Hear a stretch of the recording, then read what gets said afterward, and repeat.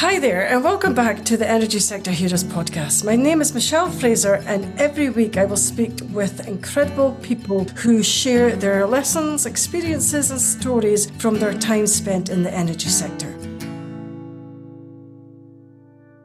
Hi there, and welcome back again to this week's episode. If you're new to the show, then please take a second to subscribe and even consider sharing the show with just one other person.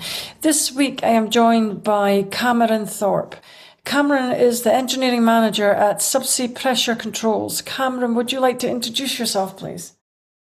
Hi there, yeah, I'm Cameron. Just turned 26. The weekend just passed. I'm a few years in the industry now after graduating out of Edinburgh University in mechanical engineering in 2022. Spent just over a year with a startup company before moving up to Aberdeen to Subsea Pressure Controls. Went from project engineer. Then my engineering manager decided to move to Australia, and they put me in his position in just over, a year and a half ago now. Okay. So how did you've had quite a young career, but it's been quite diverse. What made you come up to Aberdeen to pursue a career here? So to be honest, I spent just over 12 months at the startup. So that was in Edinburgh. However, unfortunately, the funding was sort of running out. It was just not quite right place at the right time, just waiting for some things to click in terms of funding for that. So I was just looking for other jobs, and that was in oil and gas. So sort of interested in that. But found this opportunity up here, and it seemed like the perfect one to go for. It was a small company which I was looking for. Quite enjoy the sort of extra responsibility that brings, and decided I'd just up sticks, move to Aberdeen and see where it takes me. Okay. Do you think it's been beneficial for you to work in a smaller company rather than one of the bigger players? Yeah, I think so. I think it suited me very well. It's, as I mentioned, it's sort of the responsibility. I quite like the diverse things I get to see on a daily basis. I'm covering quite a lot of bases. I'm not pigeonholed in a small task all day. I get to cover a lot of different things, and just generally with a small company, each person has more responsibilities. So I enjoy that aspect as well. So what do you enjoy the most about your current job? I would say it really is the diversity. It's very project dependent what I'm doing on a day-to-day basis. So sometimes if we've got a project in which is heavily design based, I'm really doing paper calculations. Mm. And some days where we've got equipment and I'm out in the workshop helping the guys in the workshop figure out whatever piece of equipment's in for refurbish, or doing a bit of sort of on the job problem solving. So it's that aspect of it really. Okay. Where do you see your career going in the future? Ultimately, I want to continue with the sort of path I started on. Although I started as mechanical engineer and then moving to project wasn't really my intention at the time, but it was the sort of role with the diversity that I was looking for. But I've realised I really quite enjoy actually the project management side of things. So I think ultimately keep on moving on to bigger and better projects, and then however many years down the line, eventually start my own company, I think, and see where that goes. Okay, that's quite an ambitious career track. How are you going to go about doing that? Because everybody would like their own company, I'm pretty sure, but it's quite hard. Yeah, would say yeah, I'm fairly ambitious. I like to do things which really push me. And I think currently I'm putting in my time almost. I'm proving with the projects that I'm currently managing at Subsea Pressure Controls. And I think I just have to sort of prove what I can do there, sort of prove my capabilities at a fairly young age, because I don't have all the years of experience to rely on. So I'm working towards getting my chartership as well, which I think will help that keep on going on that path within Subsea Pressure Controls currently, and trying to win bigger projects, and then that will hopefully persuade people that I can do that. I can manage the bigger projects. Okay. Do you think that getting your chartership is still quite important? Yes, I think so. I think because I've been so quick to develop out of a very technical role as a mechanical engineer, I feel I need to prove I've still got that technical capabilities. So my chartership will be based on mechanical engineering and not really the project management side of things. So I think it will be good to show that I still have that technical ability. I've not just gone straight into project because I say maybe can't do the technical side of things. How long do you think it's going to take you to get your chartership? I'm hoping this year even. Again, that's probably an ambitious goal, but this year would really is my goal. That would be ideal. How long have you been working on it and what challenges have you had with it? So I've been working on it for coming up on a year now. I started looking into it. One of the big challenges is with actually completing a chartership at a small company is often there's no support structure within the company to help you get your chartership. In these big companies, it's often sort of mixed into the graduate scheme, and then you have a mentor within the company that's done it before and can really help you along the track. Whereas I'm the only qualified engineer currently at my company, well, with a sort of master's in engineering. So no one else there has done an engineering chartership. So I need to sort of figure bits out myself, just go off my own track. That's one of the reasons I went with the IET rather than the IMechE, so the Institute of Engineering Technology rather than Institute of Mechanical Engineers. The IET seemed to have a bit more of a support structure for individuals who are looking for chartership rather than companies who are looking for chartership. So they've set me up with a mentor who can help me get it and help me through the application and review my reports and everything. Okay. Is it important then to have mentors throughout your career then? Yeah, I think so. I think it's great just to have someone to bounce off, someone that's probably been in the same situation or a similar situation. It's maybe not even the advice aspect is the biggest thing, but it's actually someone to bounce off who I guess you respect and who you know has been through a similar thing. And even small parts of advice can sometimes be extremely helpful. Yeah, I agree. I agree. So, do you find it hard being a young professional in such a senior role? Yeah, yes, there's definitely some times where I'm feeling a bit of imposter syndrome. Maybe if going to events or conferences or anything where I'm quite noticeably the youngest person in the room in a similar role to these people around me, which have 10, 20 plus years of experience, it feels sometimes a bit overwhelming. So that's something I've sort of dealing with. And a mentor for that as well is actually very helpful, just to almost back you up, just that you are meant to be there as such. So, how do you cope with that? Because I think a lot of people struggle with imposter syndrome. Yeah, at first it was quite difficult. It's quite overwhelming, and it was quite difficult for me as a fairly sort of introverted person to go and speak to these different people at conferences. However, I think really it's just been pushing myself out there, just trying to have as many conversations as I can. And it's just been gradually getting easier and easier. Yeah, I think that I quite agree as well. So, what do you find the most challenging part of your current job?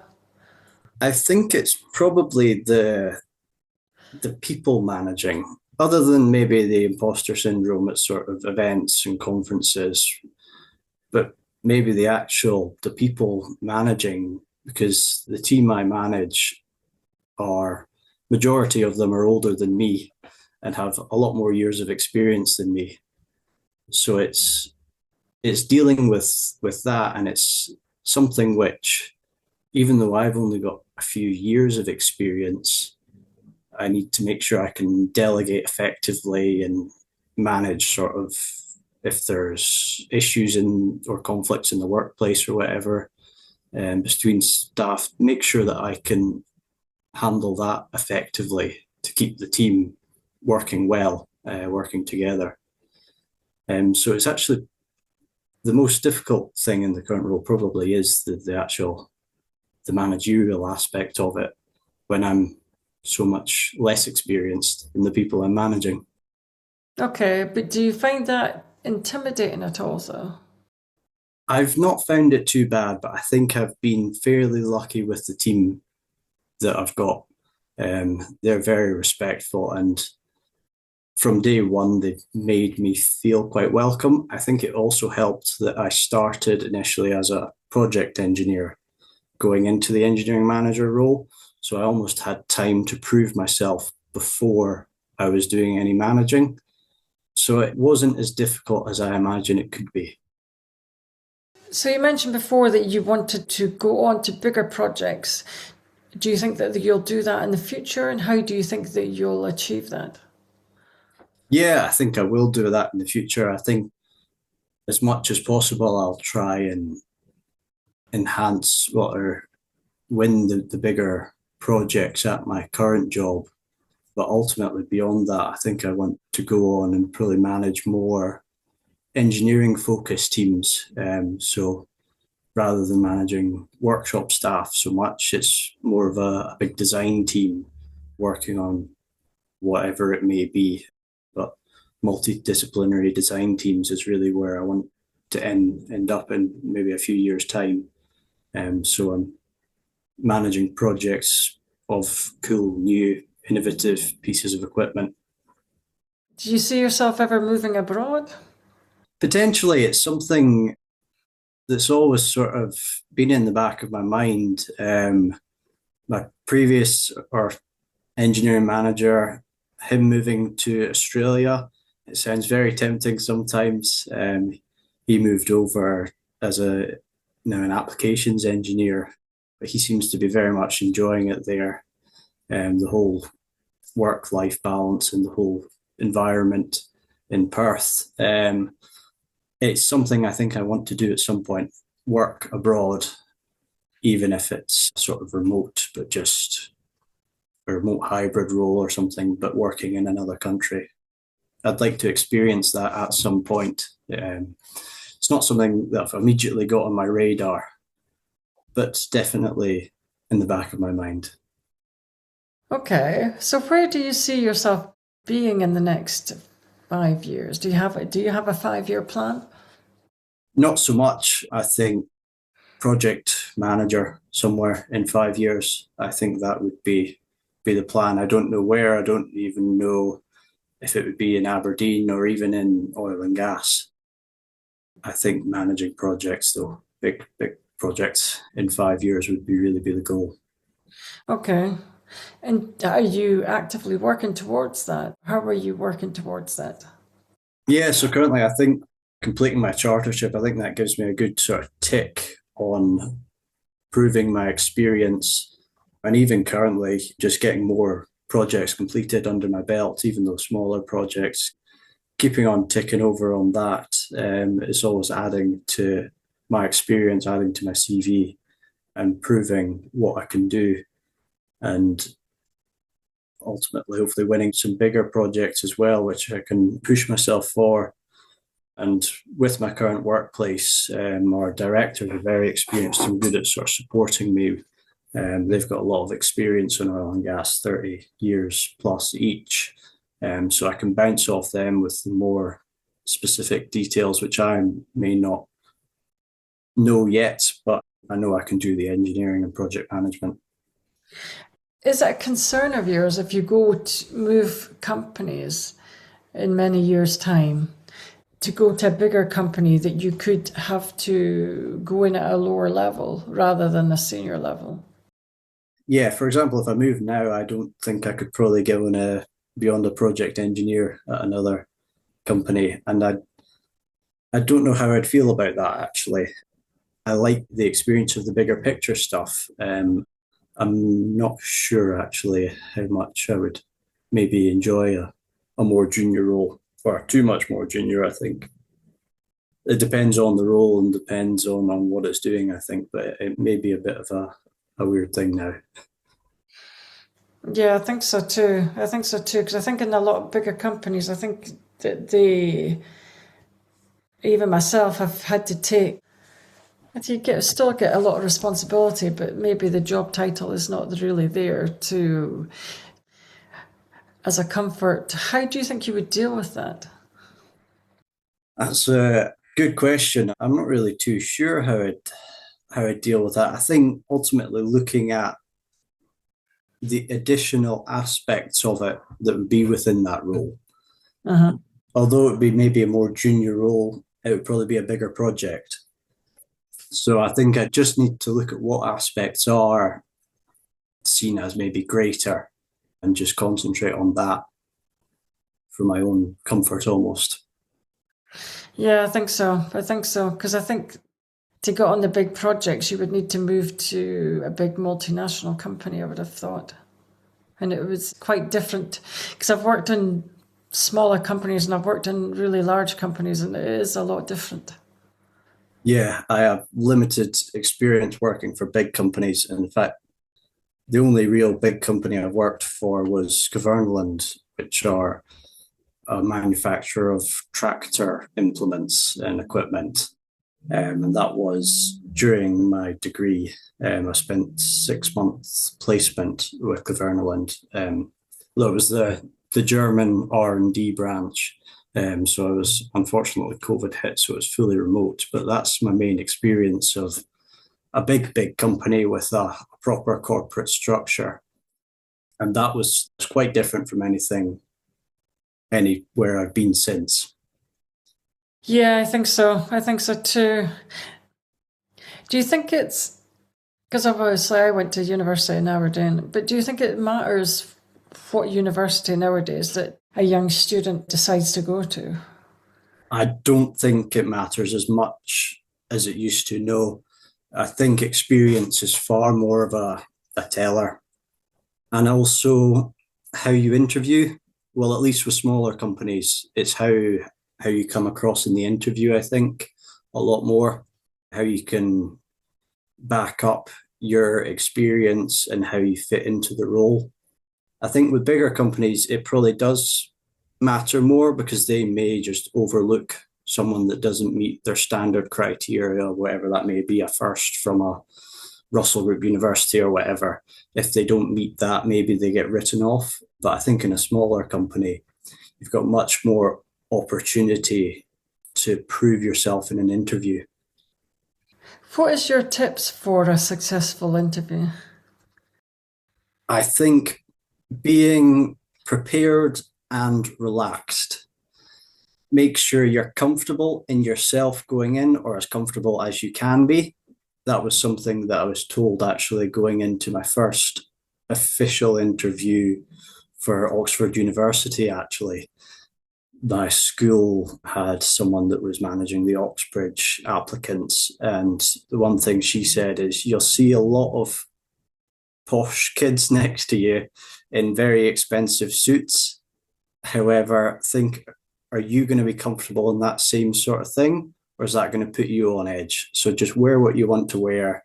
Make sure you're comfortable in yourself going in, and you'll be more relaxed and you'll be able to use your problem solving better to actually bring across your points and perform better in an interview.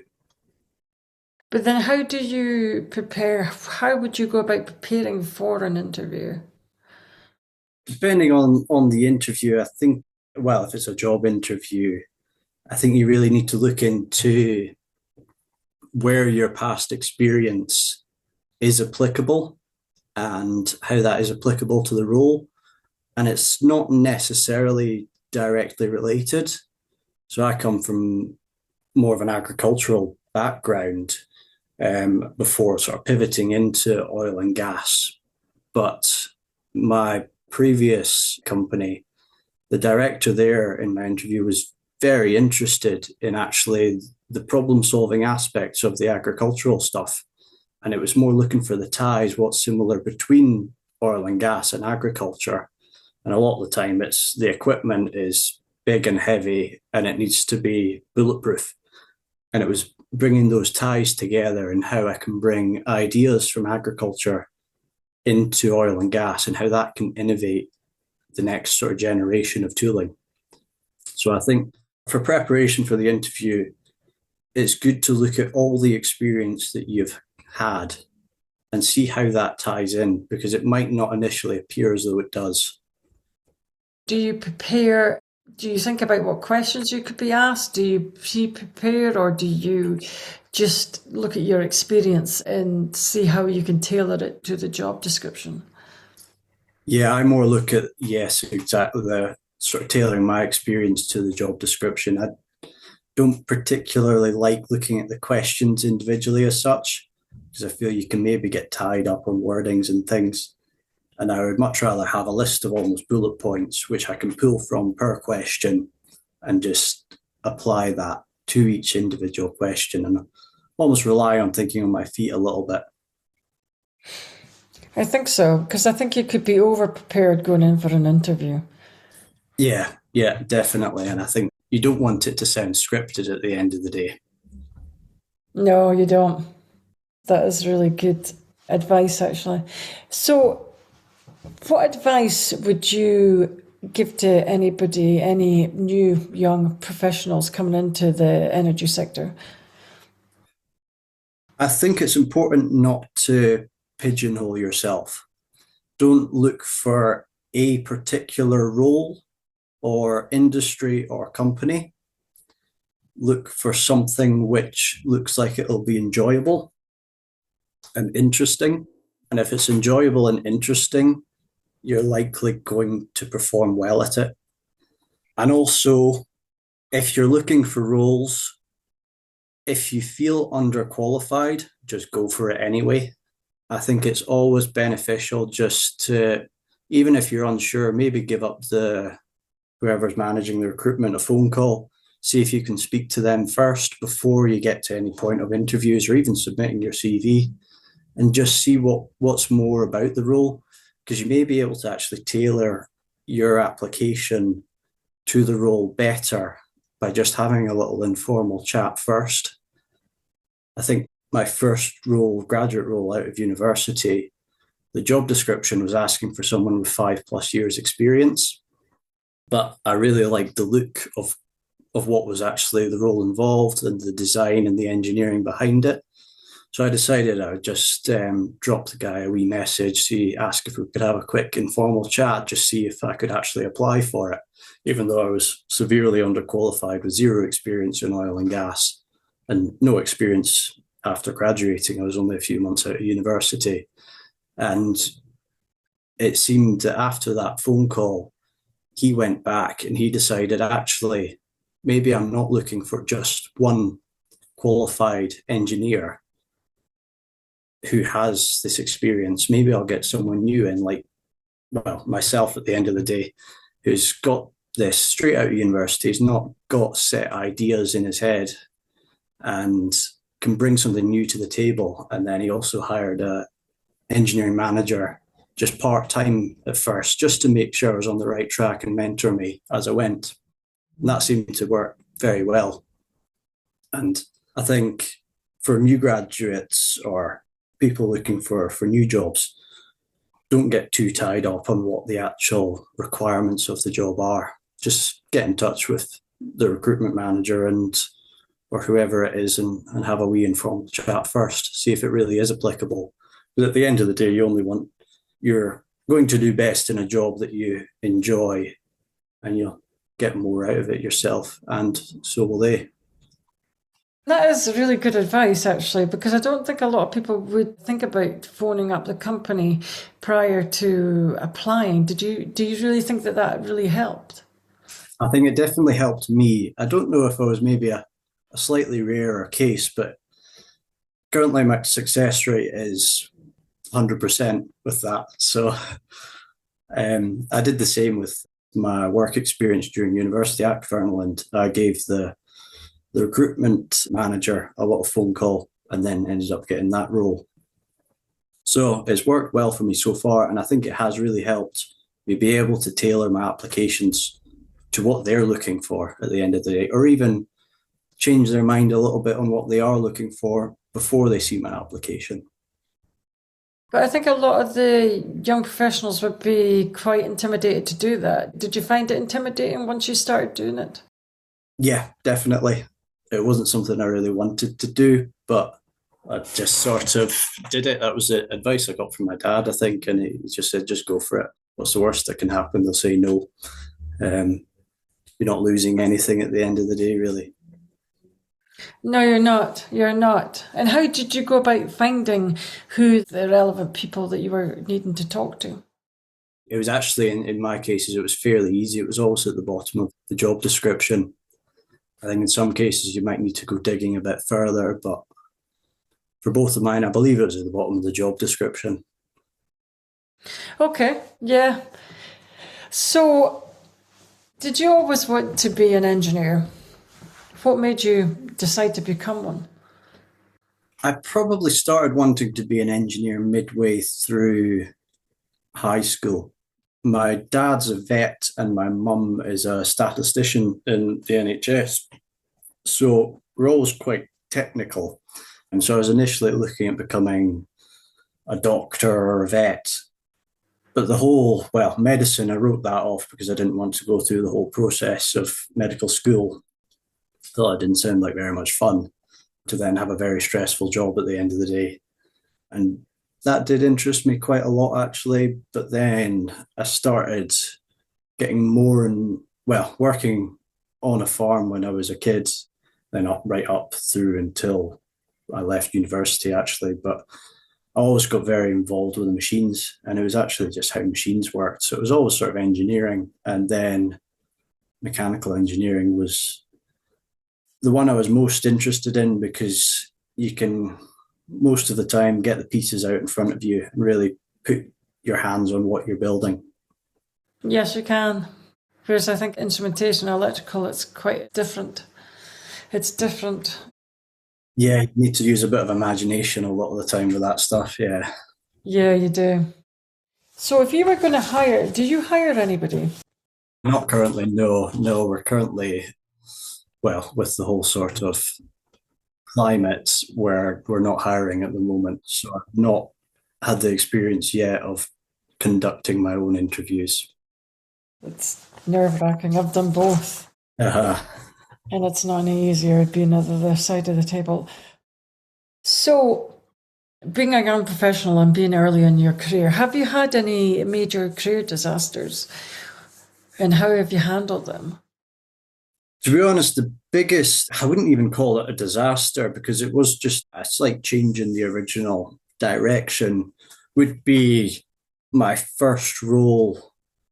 Having basically, it was on a 12-month contract, and at the end of the 12-month contract, there's still no more funding in the immediate pipeline for that role. However, my director informed me could keep me on for another 3 months and we'll keep on going with the engineering. However, beyond that, there was no certainty that he would still be able to pay my wages. That was probably the biggest, not as far as a disaster, but that was unexpected almost. So I had having to look for new roles, but that did just change my direction towards project engineering, moving up to Aberdeen, which has only been beneficial. So I couldn't really call it a disaster, as it's turned out pretty well for me. How did it feel hearing that? Because it doesn't get any easier the older you get. It's still horrible. It's still the most horrible thing you can go through. How did you deal with it at such a young age and such early on in your career? Because it's probably the first time of probably, hopefully, maybe not, many times that you'll probably have to endure that during your career. Yeah, I just had to be comfortable in my own abilities. And also, I always knew if I really did need to fall back, I could go and work on a farm again. I knew plenty of people back home that would have me driving tractors. So there was always sort of a fallback.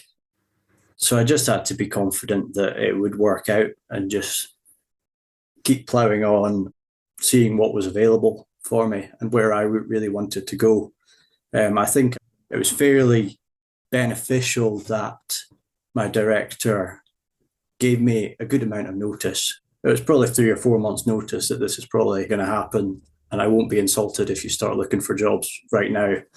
So he was very supportive in the whole process, actually, helping me look how I can develop. So it was good having his support, and I always did have a bit of a fallback to go back on the farm if really need be. And it gave me that time just to really find the right role. Okay. Do you think it's important to have a fallback? I think to some degree, not even, I think to some degree, but more for your own comfort. I think if you're relying too much on an interview going well, you're not going to perform as well in the interview. So I think the fallback is important just in that regard, in making sure that you can perform and win the role that is best suited for you. I think so too, actually. I think so too. So that's all the questions I have today. I would like to thank Cameron for your time. That brings us to the end of another episode. Thanks for listening and see you next week.